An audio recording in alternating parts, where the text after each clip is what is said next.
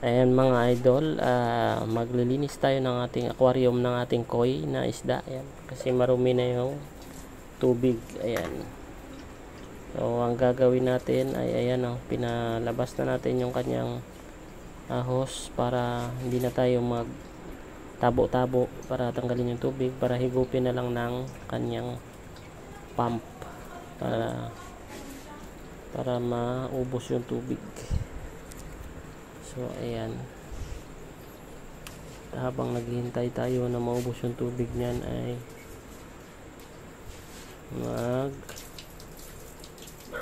muni-muni muna tayo, no? So ayan,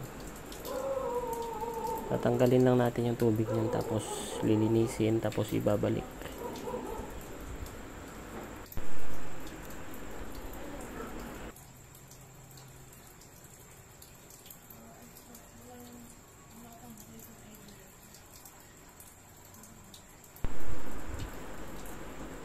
So yan, malapit na maubos yung kanyang tubig.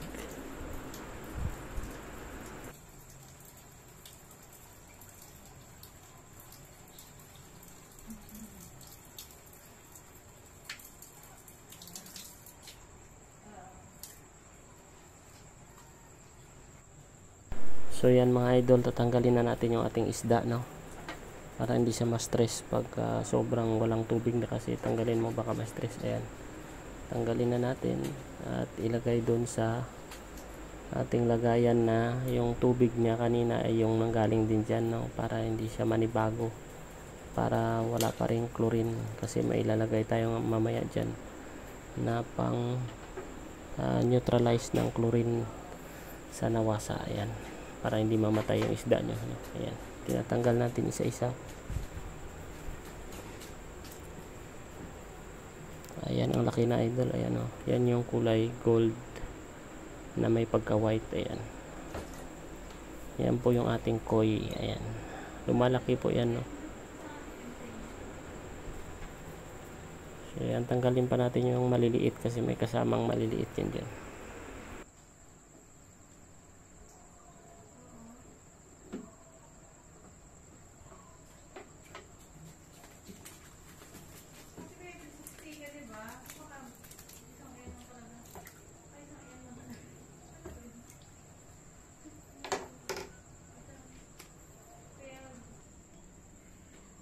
So ayan sila sa tupperware, no? Ayan, nilagay natin muna dyan kasi lilinisin muna natin ang kanyang aquarium, no?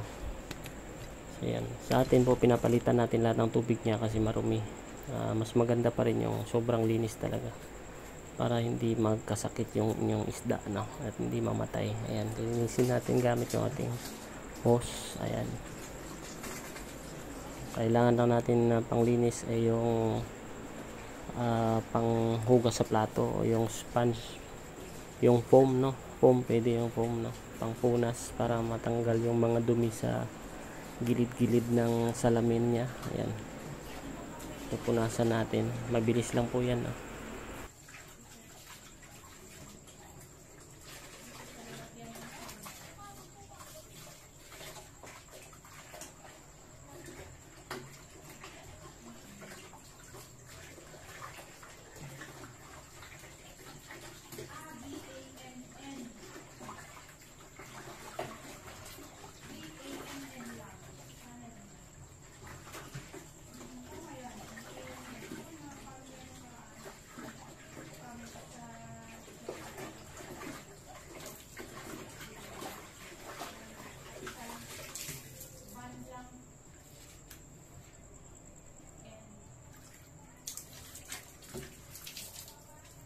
So yan mga idol, malinis na yung aquarium. Lalagyan na natin ng tubig, no?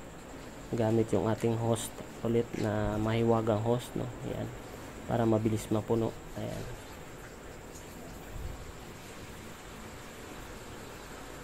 medyo matrabaho din po itong paglilinis ng aquarium, no? Pero tsaga-tsaga lang. Basta gusto nyo mag-alaga ng isda at hindi mamatay, kailangan nyo palitan lagi yung tubig niya pag marumi na, no?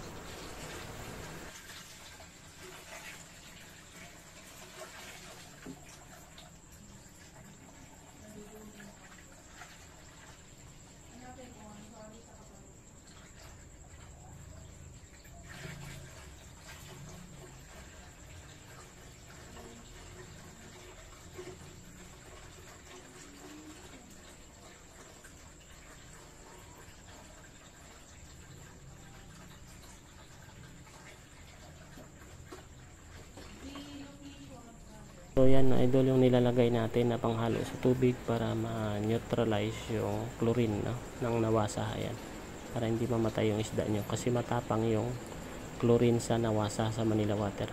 So yan, nilalagyan natin ng pang neutralize. Ayan, aqua neutralizer, no, tawag dyan. Kompleto na po yan, no. Pwede nyo pong ilagay agad yung isda nyo pagka nalagyan nyo na ng ganyan. Hindi na kailangan ng 24 hours bago ilagay yung isda. Ayan, lalagyan na natin ng yung ganyang kalaking aquarium. Maglalagay tayo ng 5 takip. Ayan, para sigurado, no.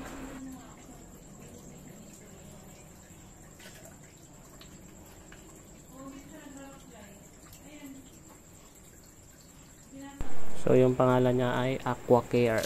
Ayan. So yan, patuloy lang natin yung lagyan ng tubig hanggang sa napuno na. Ayan, napuno na, no. Mabilis lang, kakasalita ako lang pero puno na agad, magic, ano. Ayan. Tapos ibabalik na natin yung ating isda, dahan-dahan lang para hindi siya masaktan. Ayan. Ayan, ipatong lang natin yung net natin para pusa lang siyang lalabas sa net. Ayan. Huwag natin ibabagsak, no. Ayan.